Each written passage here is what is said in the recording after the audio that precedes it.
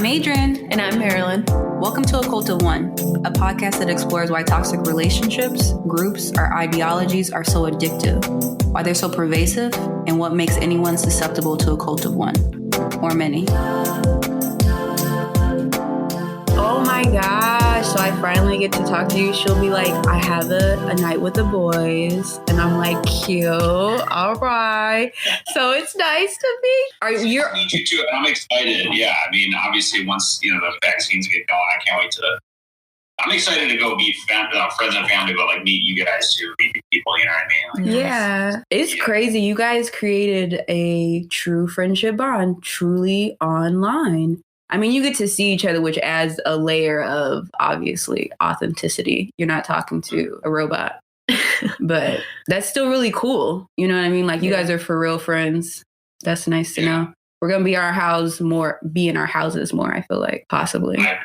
For maybe another year. Yeah, I feel like for a long time, people are kind of still going to continue to bunker down. Like, I feel like it's going to be a slow progression of the norm, Probably at least until the fall. I mean, I wasn't, people I think will start getting going again, but what I was reading or hearing was like summerish, end of summer to fall is when we'll have like a semblance of normalcy, right? Whatever that means, but yeah. Did you say middle of summer, fall? Yeah, like end of summer, like fallish. I think that was the latest, like Fauci. He's like, I'm not guaranteeing anything, but he goes, if we keep vaccinating enough people and step up the process, then he said he could see us having a semblance of normalcy. Yeah, like end of summer, fall is when probably that means just when you can probably travel more. That's what I'm guessing. Yeah, like there's less restrictions. But yeah, I just can't really see like restaurants being packed again or like the clubs being open. Like I just don't see that stuff happening for a while. Ever? Never ever? Not never. Oh, but like I think it's just gonna take a while. Like years? Maybe. Like, I feel like 2021 is going to be a bit of the same, minus the. Yeah. Does everybody see Dr. Fauci living his best life now? He's so it's like happy. He got out of a bad relationship, a cult of one ass relationship, where he was like, he said, I'm liberated. Yeah. And you could see he's smiling. You could feel his energy. Happy. He's so happy, but at the same time, like, I'm delivering some pretty bad news, but I get to deliver it. Well, it just it needs to be said. You know what this shows? How toxic relationships affect your mood, the way you're communicating, the way you're functioning. He's visually happier. Just start recording now. I already am. Oh, cool. When Marilyn was telling me about y'all's podcast, I was like, the timing, not only just from, personal connection, but like what you said, I think it rings true. And I think it's timely because I think a lot of people who probably have been in, relationships that you're describing or whatever, probably had some bit of like triggering. I never knew what triggering. Never really embodied it. And then when Trump came, I was just I thought like a visceral hate that I had not had for someone. You know what I mean? And so I'm agreeing with you, Adrian, with the show. It's like, I think it's a timely thing to be putting this out there because a lot of people probably unknowingly went through it by seeing, reminded them of that past. Oh, yeah. So did it triggered you? Did seeing Trump, how did it trigger you? Anyone who's had that narcissistic type, for sure it did. I didn't realize it until I started figuring other stuff out, but he's a terrible person to begin with. Right. Like the first thing. Yeah. Yes. But if you have like something where you see something where like, why do I feel like I know this? Is it weird? Yeah. Yes. It's PTSD. That's what we're literally describing. And you're not only seeing it like what it's happening, but then the other thing that got to me was just people saying like, no, this is cool. It's normal. You know what I mean? And the craziest thing, and that's what probably it was just a timing thing. Well, and it's like all of that's being, you're being gaslighted all the time by like people saying like, it's not that crazy. And it's like, it is though. And stop making me look like I'm the crazy one because I see how crazy it's going to be over there. Correct me if I'm wrong. It's more of there's a immediate threat, right? Like just like in a toxic relationship with yours, mine, and like we'll know more about you or what your story is. Yeah. Like how the person will for you, and I'll speak for me because I don't want to, but like I would be scared sometimes because it's like, I'm not the one who's being aggressive and I can't fight back because I'm a girl. Like, you could hurt me. I in terms of, I'm talking about my cult of one, which is my toxic relationship with my ex, and how you feel a bit helpless, but you don't feel like you have any tools to fight back this battle. How this correlates to people having guns, I don't know. I was going there, but now I don't know where I'm going. And I'm gonna sit on here and just be like, whatever. But yeah, that's how I felt, which is why I empathize and understand with people who are like, it's fine normalizing it, because I think that there is something that triggers you when something feels deeply wrong and maybe it's new for you, to be like, I'm going to normalize this, like we do everything else, like we do being deep in debt.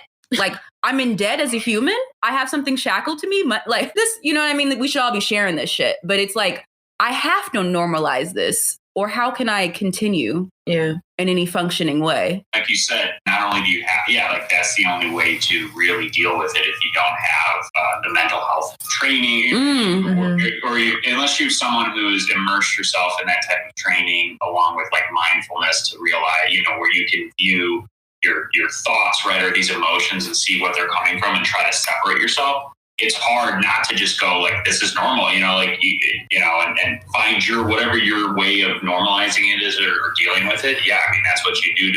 It's a mode of survival, right? Yeah. Like, how do I deal with this? Well, some people, it could be, drugs, food, alcohol, whatever, or whatever it is, multitude of things. Yeah. So, yeah. Yeah. It's kind of, do you have this experience like when you have like something triggers you, or kind of the realization like, ooh, your mind can be super susceptible to something, or like, damn, we're all really vulnerable. Like, what half the people that half Republicans agree with the insurrection. And it's like, it's jarring to think, because as a former cult of one person, or someone who was deeply rationalizing things, it's like, dang, this is an epidemic of mental health of some form. Yeah. And how are we going to do this? Like, I really feel like this podcast is bomb, because how are we going to get all these, or how are we going to heal these people? Because they have families. Maybe their families enjoy it, or they're part of the cult too. But there's a lot of families that are not cool with it. Or there's someone who's like, this is wrong. You shouldn't be doing this. One of the people that went into the Capitol threatened one of his kids, and was like, if you turn me in, I'll kill you. I saw that. Yeah, and so I'm it's like, crazy, because it's like, because of this toxic person, it's affecting so many people beyond the ones that are agreeing to it. Yes, 100%. I mean, and that's such a complex thing that you all are both hitting onto, because it dives not only into like, right, you have that person, right? And why would someone, if we go into the whys, like, okay, you're this daughter, right? Well, some people might say, well, like, why would you go along, or why, with that almost like borderline victim blame? But it's like, because, we have these different norms in society with regards to families and friends, and what you might let slide that you wouldn't a total stranger, right? Along with, people, again, not being able to deal with, or know, like, hey, this is wrong because of X, Y, Z. And I think it's getting to the largest point which you're making, which is we all need to talk about these different things more openly and be honest about it, because that's the only way you get better, right? Is communication through learning and spreading that message. That's how we learn how to do math, communicating. That's how we learn how to draw. It's all communication, right? So like you said, with the podcast, just be another good medium for people to learn from or connect with, or say, I relate to that, and here's, maybe I can help someone out or whatever. So yeah, I think what you're doing is like the start. That's why I was interested in it. Thank you. We're really, really happy to have you on. I always deeply enjoy our conversations. Thank you. Well, I'm excited. I appreciate y'all having me. And, I think it's only because of, like what we're trying to figure out, like how to be better humans. Right. And really, and I've been talking to other people too. And I'm like, what else is the point of life, right? If you're not trying to become a better human, if you're not, that's all evolution, right? And we're really talking at like an evolutionary level here. I think from, that's what I feel like, right? And I'm sure you feel the same way when you try to pull friends or family that you care about with, about the stuff with the Capitol, or just anything where you know they're just wrong, and you're trying. It's like, look, I'm trying to bring you forward, because like all the things that, I guess, for specific example, if you had a friend or a family member, which I had, compare the Capitol riots to like a Black Lives Matter movement or something like that. And I'm like, all the wrong you know what I mean? And obviously but the point is, I'm like, you're on the wrong side of history. And they brought up, her point was violence. Well, there was violence at these rallies, and my view is all violence is wrong. And it's like, yes, but number one, if someone asked me when I was talking about the Capitol insurrection about a Black Lives Matter movement, I would say, what does that have to do with anything that we're talking about right now? Because they're two completely different scenarios. One is people peacefully protesting because people are being murdered by the police, and one is people going to the Capitol to overthrow the government. So the first thing I would say is they have nothing to do with each other. But secondly, we're talking, and I'm like, when you, I guess, normalize, I go off on tangents though. So what were you talking about? Right? No, please. So, well, you're trying to talk to your family member who is comparing the Black Lives. You feel like you're pulling him evolutionary, because evolutionarily, it's like, she brought up violence, and that was what it was. It's like, I'm anti-violence. I'm like, great.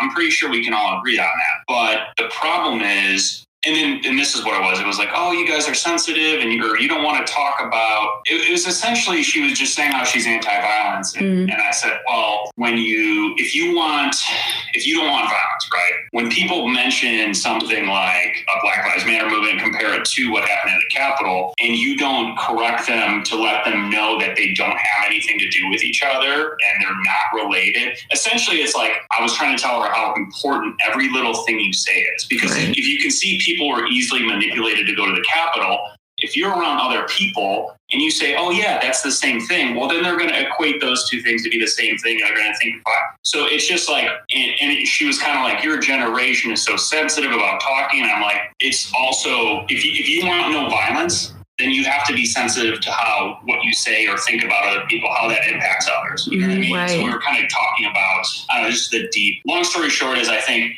if you want no violence, then you have to be open to hearing other people's sides of this. You know what I mean? Be open to learning from others and being like, yeah, you know what? All this like systemic stuff is wrong. So sorry, I just went off on a tangent. No, I appreciate that. It's just like an interesting. Well, it's we're all having conversations, and they're no longer surface level because they can't be. Exactly. If you want to move forward, the weather is not going to be the conversation you can have with other people. Yeah, and we can thank the narcissist for that, because he didn't invent this. This was already here. This is baked into the United States. He agitated it and he brought it back to life, because you know what? We have to talk about it to get through it. But these pleasantries ultimately got us nowhere. Not talking about it was the problem. We have to talk. We have to communicate about these things. Well, I think it also shows how hard it is to communicate with another person about something that makes you or them uncomfortable. Yeah. Though there may be nothing wrong with it, right? Like there's nothing wrong with having a conversation inherently. It's the idea that I will offend, that I will upset you, that I will get upset. And not remembering that these emotions won't last forever. This is how we move forward with anything. I mean, I can't think of anything that if there's no communication, you're not growing. Yeah. Literally everything in our life. Like it has to be communicated about. Right. And when you're wrong, you have to say, you know what, I was wrong, but I learned, and I move on. And that's the other thing. And like you said, this is all communication, right? Everything, like we were saying, from math to being able to go on the moon, that's all internet, that's all just different levels and mediums of communication for humans to evolve, right? And like you said, I think what it shows too, especially for us white people, it's like, we never really had a spotlight shined on you, right? And being like, yo, this is what you're bad at. And so it's like, it is. And not that it's a good excuse, but I think that's what you see with a lot of people is like, they're saying it's like, they take it personally, right? And then they don't listen anymore, right? Because they just wait for you to stop talking and then be like, well, I'm not like that. And it's like, no, we're not saying you're the Capitol people who stormed it, but you're contributing to it. And here are ways you can improve that. And if you can't, think about what you say more, if that's too much of an inconvenience for you, then yes, then you're part of the problem. You know what I mean? And what you say and what you promote or put down, meaning, hey, that's wrong. Communicate effectively and stand up for what's right and wrong. Essentially, is what it is. Yeah. At this point, but for some people, it's hard. Yeah, I think it's a lot of people because they put themselves. It's like you're talking about me. It's like I'm talking about something that relates to you that you're involved in, but it's not all about you. And I'm trying to give you the tools to not be a part of it. That's all I'm doing.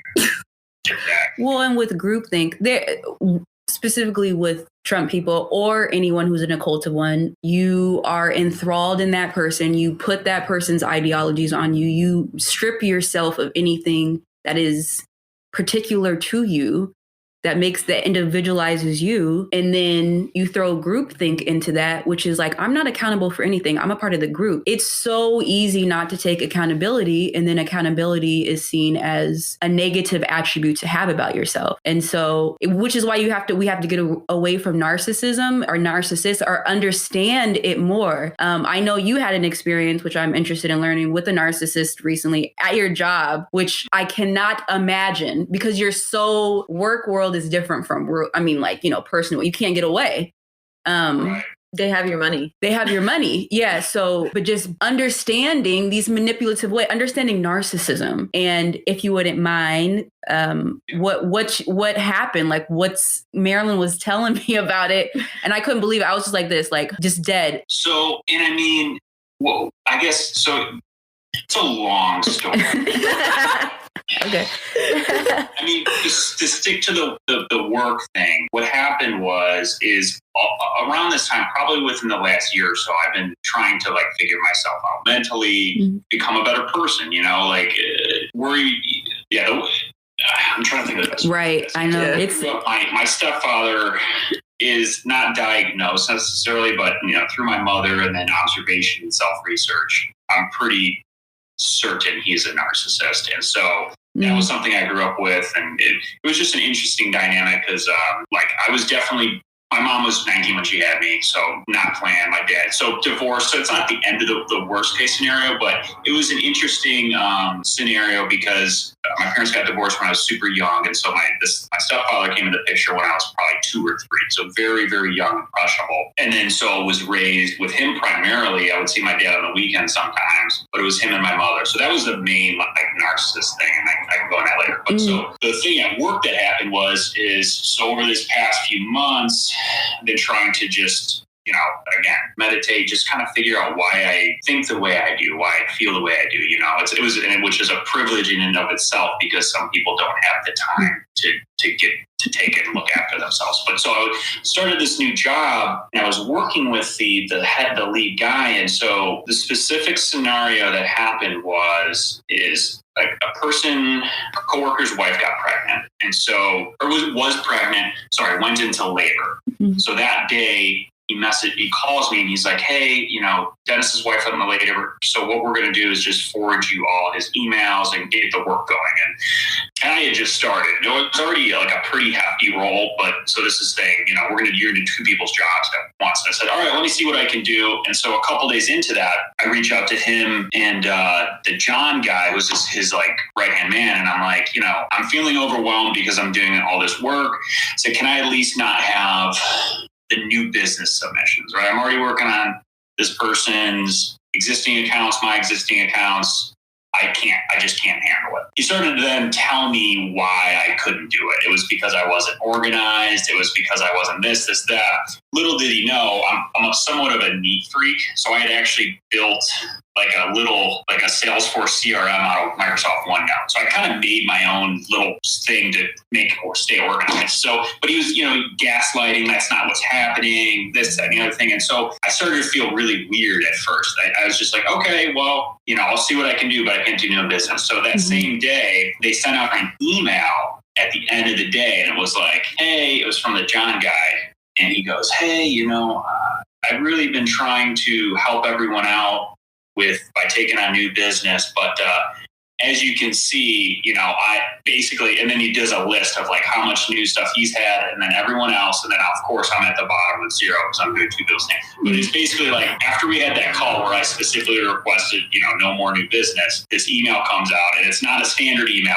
It wasn't like they normally show you how many new business submissions. It was very tailored, and then so within that, it's like we're going to need everyone to take new business tomorrow. And I was like, I'm not stupid. I know who that email is directed at, right? So that's the first one. And then on top of that, John goes, and thanks to so-and-so for taking this other woman's emails while she was out of the office because another colleague was out of the office for a medical break. Nothing about me doing this other person's job. And then the lead manager, we'll call him Jim, says, and thanks to Dave for dealing with aliens shooting laser beams at us from outer space. Right. So basically saying I'm making up that I'm like overwhelmed. Right. And so I was starting to feel really weird, and I didn't know why. It's obviously because it's like I'm recognizing these different manipulative techniques that I've actually moved away from, because I'm originally from Chicago. So I've moved myself from California consciously or subconsciously to get away from that and figure myself out. So that was that first email. And then it was just a series of like phone calls where he would just, again, talk over me, tell me how I'm feeling, tell me, oh, that's not what's happening, gaslighting, the typical stuff. And then so for one day I just I had enough, and I was like, Scott, stop telling me I just said his name. So yeah. Stop telling me how I'm feeling. Like, this is what's going on. And I said, you know what? Dennis's wife didn't get pregnant last week.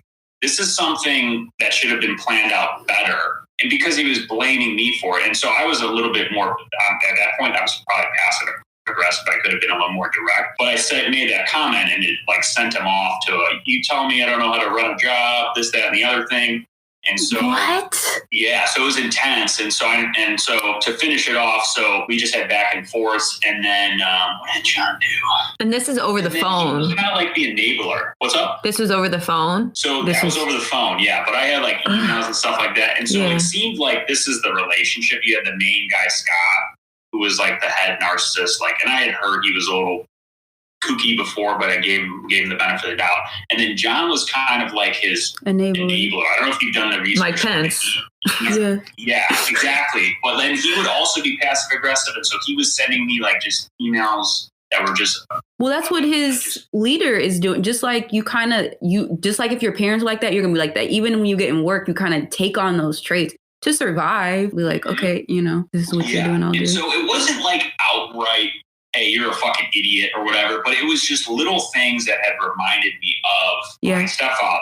And I had, really kind of cut back on drinking, smoking. I would smoke. I've been just easing it up on that. And I've been watching my diet. And so those are all things, candidly, as I grew up through life, I used drugs, alcohol, and food, certain things to comfort myself. Right. And so I was really trying to control, I was more sober than I had ever been to interact with this in a long time. And it just kind of had this light bulb go off, and I just had not a freak out, but I just was like, this is not good. And I know what this is. And a light bulb went off. And so that was kind of it. I know there was a little, obviously the emotion comes up. So the story doesn't stay super on track, but did that answer your question? Yes, it was very well said, organized. I was hanging on to every word, Dave. Yeah. Okay, good. Well, see, and this is another thing. It's a funny, meditation, mindfulness, the self-view I have is very warped from what other people tell me. And, I'm just learning now too, which is funny to say, is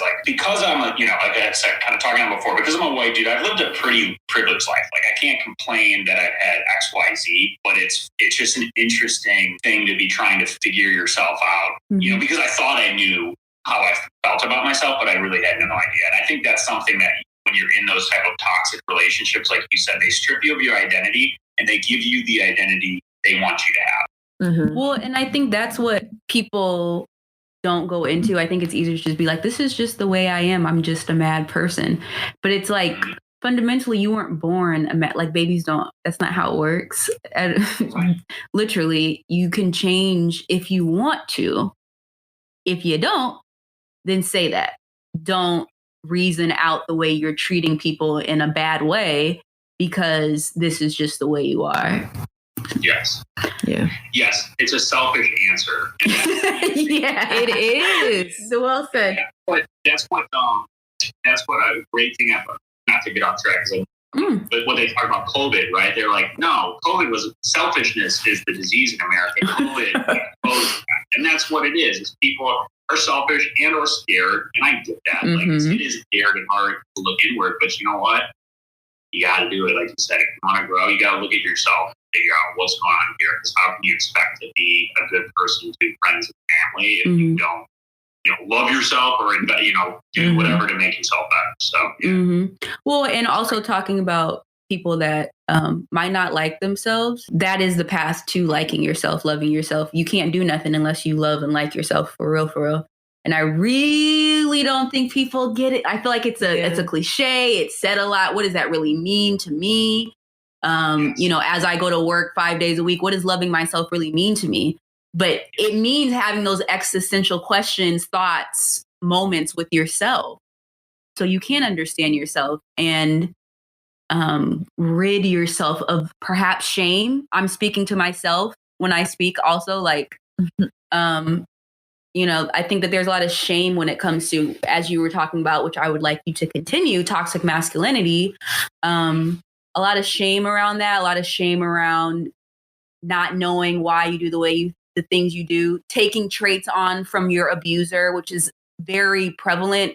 That's often what happens. Then people feel bad because it's like, who am I now? Am I my abuser? And it's like, no, you're not. But you're continue to ask yourself those questions so that way you can take yourself away. It's not easy to understand yourself. Well said, Marilyn Novi. It's not. And I think people think it is. I think they're like, I'm going to get online or I'm going to buy a book. I'm going to buy some new shoes. Not to say that doesn't help. Love yourself. But those are surface level actions. You really have to fucking spend time with yourself. But sometimes it's annoying. Well, and it's like, and I say that I've also lived like a relatively privileged life. My parents were perfect. So am I. I love my sibling. There wasn't anything going on. And I have to talk to myself a lot to understand myself. And it's frustrating sometimes. Well, you have resources, mental health resources, as do I. Like, I started going to therapy at 15. I said 13 one day and I was like, that was a lie. I think it was like 15.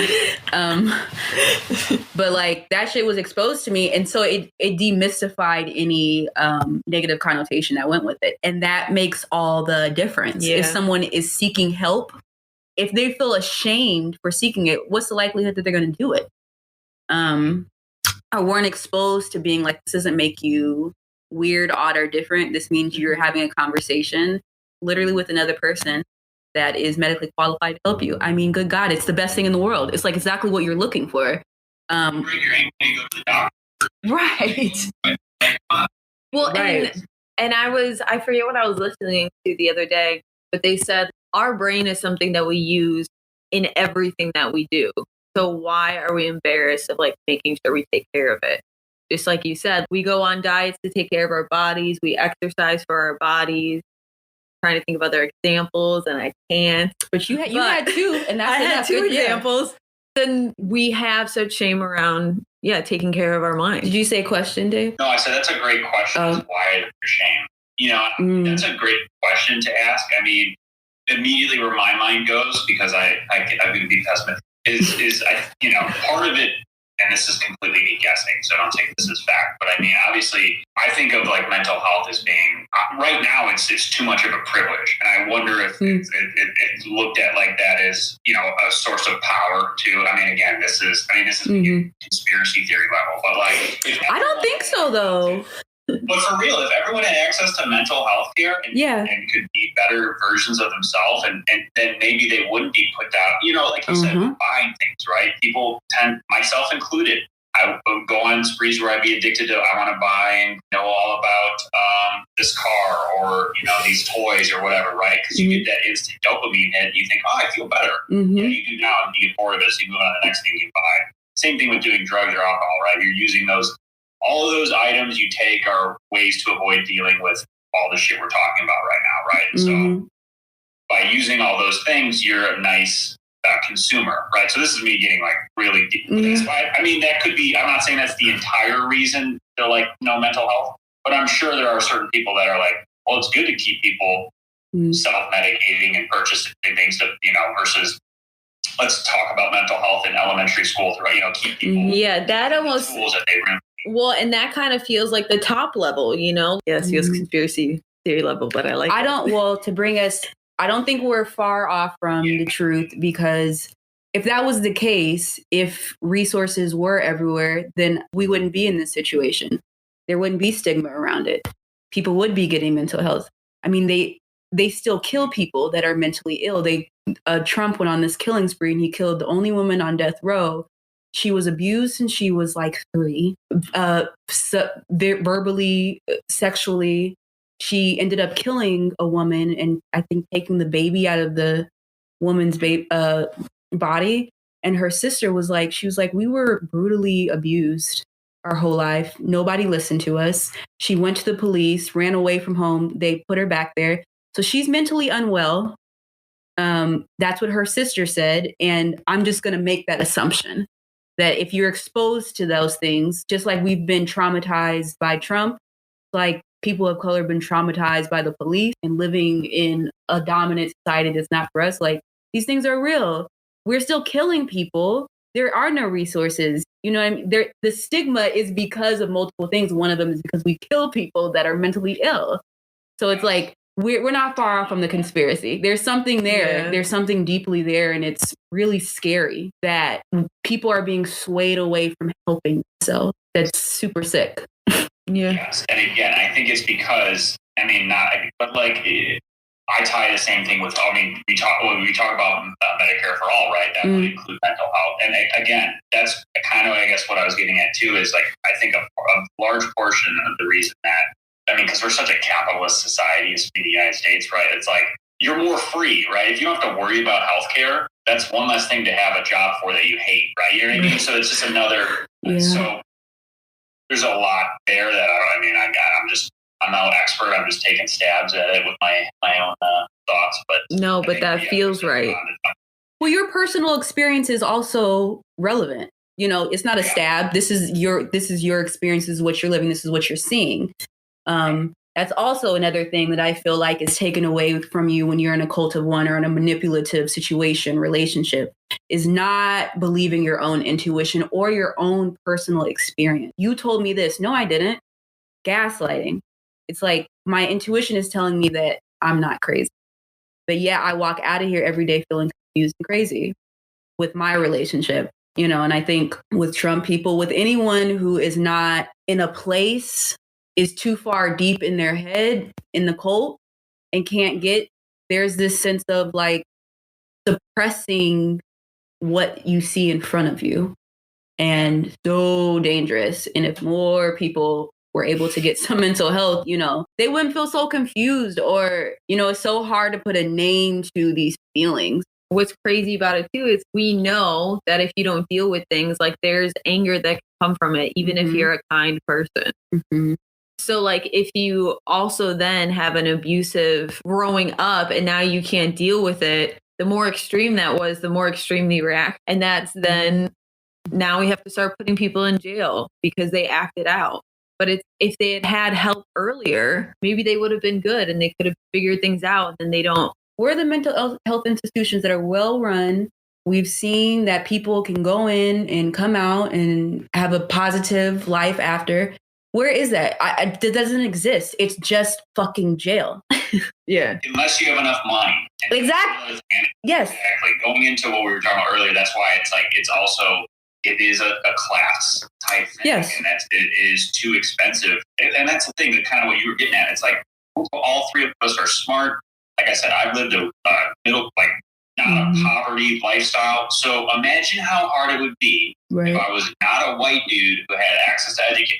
Like I said, you said, I'm figuring this out in my 30s. I mean, that's why so many people just go through life never getting to figure it out, because not only is it fucking hard to do when you have the resources, but imagine not having the resources and being, I can't even imagine, is what I'm getting at. Right. So it's like, that's why, again, why I'm so psyched you guys are doing it. It's huge. It is. Yes, thank you. It is. It's a little sad. I'm getting a little drunk, but it's a little sad. Because it's kind of like, damn, like what you just referenced, Dave, which was when you said it's so hard to get there. Like some people don't. We're referencing ourselves. Like that means a person really didn't get to explore themselves maybe the way they wanted to, or that would have bettered themselves or would have got them to the goals that they wanted to, just because they weren't able to say it again. Love themselves. Right. Yeah. Oh, that's a sad thought, you know? Yeah, it is. Just go through life and they just like, I'm a piece of shit because of what they've been, you know, their internal voices, all those people you grew up around, right? And so that's what you think of yourself, and some like I'm not having the reason I can't. And that's what, yeah, it's a sad thing. Yeah. You said something, my ex, he would always say, I'm just a piece of shit. And I would go, no, that's not what I'm saying. But that was his default. And it, you know, to not looking deeper or not being able to, which is just like, this is just who I am. I'm a garbage person. And this is all I know I can be. And it wasn't as if he wasn't shooting for something more. It was just, this is, you know, who I know myself to be. I've heard it obviously around me. These things don't happen in a vacuum. And it's heartbreaking when you were talking about toxic masculinity and like, you know, you can't say you care about yourself or anything like that because it's considered gay. I, as a woman, cannot imagine that. I cannot imagining someone saying your emotions need to be suppressed because of your gender. I can't, I can't even consider that. Yeah, I mean, it's got to be similar to like, you know, like I said, when I like to draw those parallels of being a white dude, right? It's like a weird, and again, this all ties into the importance of what we're talking about is, you know, putting yourself in other shoes or listening to other people. But yeah, it's a weird thing. And I mean, obviously a cause for, I mean, if we talk about like, I mean, not that, you know, being self-aware would end all war and stuff like that, but holy shit, it would put a dent in it. It would. Yeah. Because think about it. Men aren't out there fucking blowing. I mean, some are, but they're not the ones in control. Like, it's mostly dudes that look like me. Maybe they have hair. It's like all this measuring and, you know, it is the toxic masculinity. You can't admit you're wrong because it's all about weakness, right? Looking like you have a big dick, you're strong, you're this, you're that. And it's like, that's cool, but you know what's even cooler is someone who is self-aware and loves and cares. And I was talking to my buddies the other day and in Instagram we were messaging, and they were like, something about being soft. And I'm like, soft is the new hard. I truly believe and I do too. I love it. You're fucking, you're strong. You know, yes. Soft, yes. Caring and being comfortable with your I mean, that's what I want to be. Yes. You know? So like, yes. And your wife, bless your wife. I know. She's lucky. Yeah. There are more men out there just like you, Dave, but like say that louder for the people in the back, because this is, if you are heterosexual, this is what women want out there. And that's literally what we're asking for. Yet there's this constant wall that they feel like they're supposed to wear. And it's like, all y'all are talking to each other saying that that's what women want, but we are asking for the opposite. Right. You better stop listening to each other. Ask us. I do have to say, she is lucky. Don't get me wrong. She is the one who, and this is why it's so important. We can go on to everything. It's important to have women's voices and everything, because when it's just a bunch of dudes, like you said, whatever they're talking about, they're not hearing that perspective. They're just hearing the who's got the biggest dick perspective. Not everything, but like societally, the genesis. Overall, that's pretty much what's happened, right? It's just, you know, there are smart men, there are definitely, you know, men with high EQs, but it's not, like you said, it's not something that's promoted as like, this is what's hot. I think we're getting there now with, you know, social media and stuff like that. But yeah, there's a lot of work to be done. So you can have, you know, impact on generations going forward. It's a slow moving process, but you got to start it. And I do have hope for the younger generations. I have hope I for feel so old saying that, though. but like, I mean, I do too. I feel like there's quite a few of us in our age range that's like really like trying to push and like make sure, that we're taking care of ourselves. Well, and in my personal experience, the genesis of this podcast is about our experience with our emotional abuse. However, that everything up has been like wonderful in terms of like my relationship with men. And I also recognize about the person that hurt me, that hurt people. And so like, I also come out understanding men and the vulnerability issue with that. Now, nobody's going to treat me like that ever again. However, and I have a deep empathy for it and I understand it. And there is something that can be done about it. It's a choice. You choose to not communicate. You choose to go down a path that is reinforced in some way by the world. Like it is reinforced. Fucking Trump. You know what I mean? Like you get these reinforcements, but it's a matter of context. Do you think this is a positive or a negative reinforcement? Like, and once you can switch over to like, this shit is disgusting. You don't know how to say how you feel. You just call people names. You're whack. You know, like that's how you should be seeing it versus like, this is who I want to be. This is cool. Like to put down women. That's your mom. That's your auntie. Stupid. I don't get it. Like this detachment from like, this is a person over here, which is like, I've never experienced anything with that, like with another person. It's like, do you treat everybody like this? Or are you just talking to me like this? Are you just talking to me like this? You know what I mean? And it's like, yeah, like you said, they hurt people, and that I never would have understood. I always never understood when people were like, I forgive. Specifically when you watch those, and not you watch those crime things or whatever. Someone hurt their relative, and they're like, I forgive that other person, right? Yeah. And like because of what you said, like that hurt people. It's not something you'll forget or excuse. But you have this understanding of like, how it's systemic, right? Mm-hmm. If it abused, you're likely to recreate the cycle. Yeah. But you do have that choice. So it's like, okay, you said, I forgive you. However, it's now your time to step up. Like, that's wrong. Yeah. But it's, right. It is, you get that nice perspective of like, now you understand. Because like you said, physical, mental abuse, like specific, going back to the stepdad or your relationships. Like, I forgive that person. I don't hate you. I used to hate that person for the longest time. You're a piece of shit. Mm-hmm. But now, like you said, when you get that other perspective, it's like something happened to that person. Yeah. Yeah. It doesn't make it okay, but I understand why they would maybe do what they did. Yeah. They should fix their shit, but I'm not gonna like hate them because it's that free rent in your head or whatever you're gonna call it. Yeah. Like, right. Wow.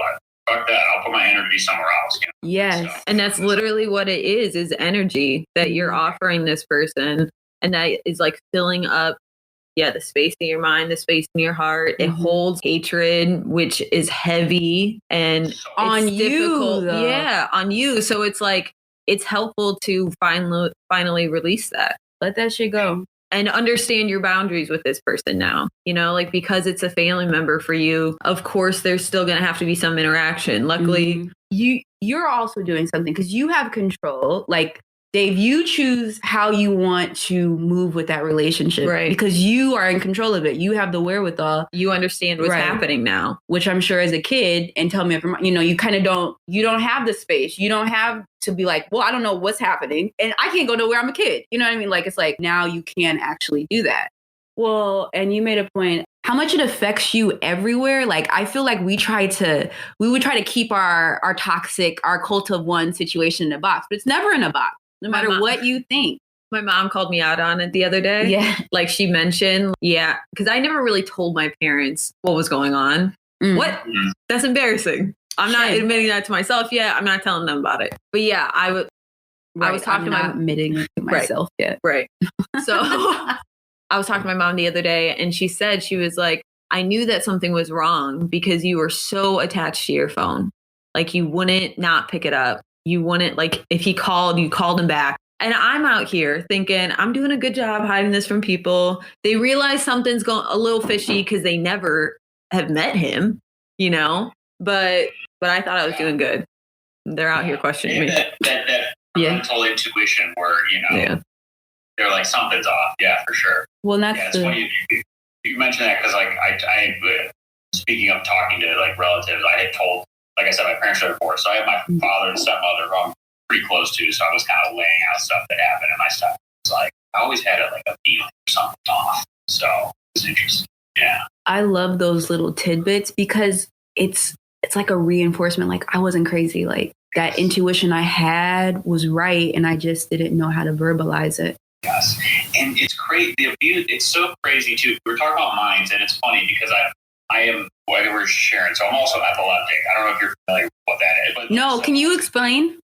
So it's just, you have seizures, right? And so depending on people have different triggers, right? There's different parts of your brain. I have like temporal lobe, so it's a specific spot that's in the brain, but different things like lack of sleep, if you like drink and party too much and don't sleep, take medicine. Depending on the person, they'll have, it's a spectrum of what it is. But mine was controlled with medicine. But so it was funny you mentioned that because I was going to get another tattoo with my brain, and it's going to have like greatest strength and greatest weakness underneath. And I thought it was going to just be purely for the epilepsy. Like that was what it was. But it's what you were highlighting with your point is just how powerful our minds are. And then again, I think is the whole thing that people just, especially people who have children certain ways or go into relationships, don't realize how powerful their words are. Just little things they say, especially if they repeat them again, because it shapes your view of yourself. And so like you said, the burden, all these things that people who come from those types of relationships, there's like the lack of like, let's put it this way. So when I moved out here, I was heavier, like I said, so I started trying to lose weight, so I was getting fit. And I never really noticed, people would ask me for like, what are you doing, blah, blah, blah. And so I always took it as just they're just staying in touch or whatever. And then, my wife had pointed out, she's like, you don't realize that you're actually inspiring people to make changes. Like my parents are eating plant-based, your parents are looking plant-based. And so I told her, I said, so I never considered myself inspirational, right? And so many people like yourself, if you have a view of yourself where you don't think you can contribute something positive, like you said, at work, no, I can do my job well, but I'm not going to like put myself out there because like I probably don't know what I'm talking about, right? Or like I said, inspirational, that's a joke. You know what I mean? So all these things that other people might see or be drawn to you for, you don't even know they exist, right? And it's a crazy, it's a weird thing to think of because I've thought of myself as a good person who's trying to be better, but I've never thought, oh, you're intelligent or this, whatever you want to call it, right?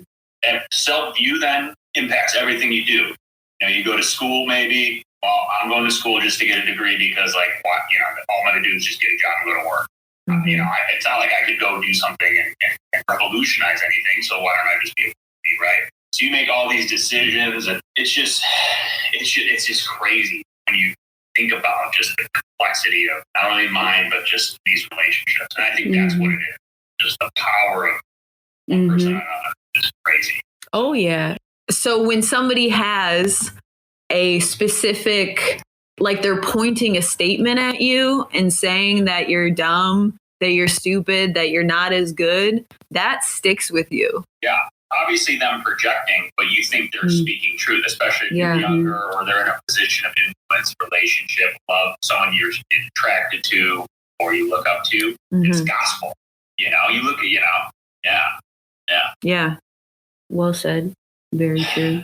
This was enlightening and is going to help people because we're all telling our truths. And I also feel like, I hope this like sparks someone to, or they don't have the capacity to, and just start talking. I feel like most people just start talking to random people maybe sometimes, and like, because I work in clinical research and people will just start talking to me about their life, which I love and I'm here for. But it's also like, it shows that people, like, the communication is so needed. It's so rooted in who we are and our DNA, and everybody's DNA as a human. Everybody needs somebody. And it's like, you can just have a conversation, and that shit feels so good. Just be like, oh, okay. Cause you're going to glean something no matter what about yourself, about a different person's perspective.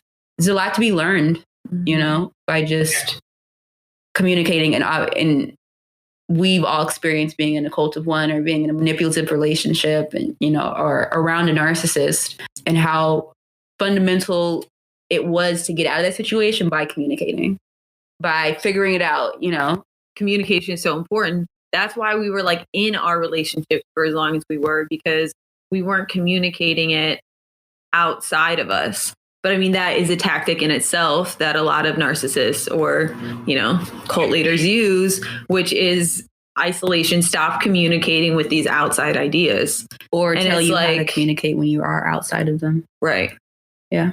Communication is important. I agree. I hope it gets a conversation. And I hope it lets people say, like, look, it's okay to say you're wrong. Like, here's the thing. Yes. I am far from a perfect human. I know I'm talking of like a lot of, I guess positive stuff around my sound, but it's like, I've made plenty of mistakes. Trust me. Everyone has. It's okay. Right. Yeah. But like, It's okay. recognize the mistake and try to like grow from it. You know what I mean? Obviously, there's a spectrum of mistakes, but I'm saying most people have made stuff where it's like you have a terrible belief, or it can all change. If you just try to be open. That's what I think too. Is people have to be open and be willing to say yes to something. Because if they just automatically are like, no, it's like, okay, well then you're never going to change. So I'm excited. Thank you for being on A Cult of One. We are so excited to have you. You just like grace us with so much information. That was Thank brilliant. you. Thank you. Thank you. Well, like I said, 30 years. So you gave me an outlet to just laugh. No, we loved it. Love to do this again. If you ever have like questions or something you want to highlight, for sure, I'd love to. It was as good as it was for y'all. It was good for me too. So I appreciate it. Thank you. Thank you, Dave. All right, thank you too. You have a great weekend. Bye.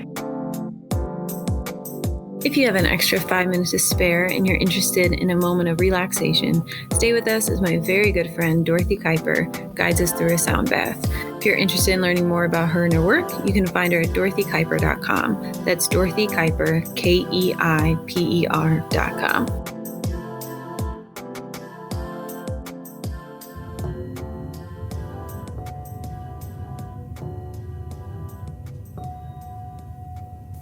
I invite you to make yourself as comfortable as possible, lying down or sitting, closing your eyes. Of course, if you're driving or walking, I invite you to just really tune in, be present in the moment, and really tap into your heart center. Take a deep breath in through your nose and out through your mouth, being intentional that with every inhale, you're breathing in anything you would like to call more of into your life: love, abundance, prosperity. And with every exhale, allow it to be a release of anything that you're holding on to or anything that no longer serves you. Let's take 3 of these deep breaths here together.